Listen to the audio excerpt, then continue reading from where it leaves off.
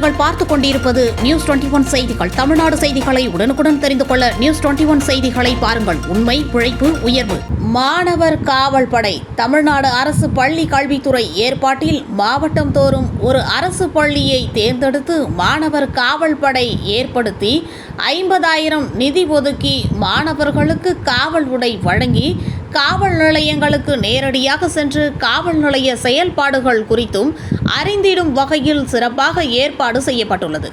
இதனைத் தொடர்ந்து கடலூர் CN பாளையம் அரசு மேல்நிலைப் பள்ளியின் மாணவர் காவல் படை உறுப்பினர்கள் நடுவீரப்பட்டு காவல் நிலையத்திற்கு களப்பயணம் மேற்கொண்டனர்.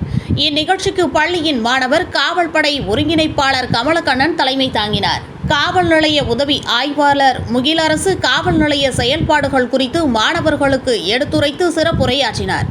இறுதியில் மாணவர்களுக்கு எழுதுகோள், பரிசுகள் வழங்கி உரிய அறிவுரைகளை வழங்கினார்.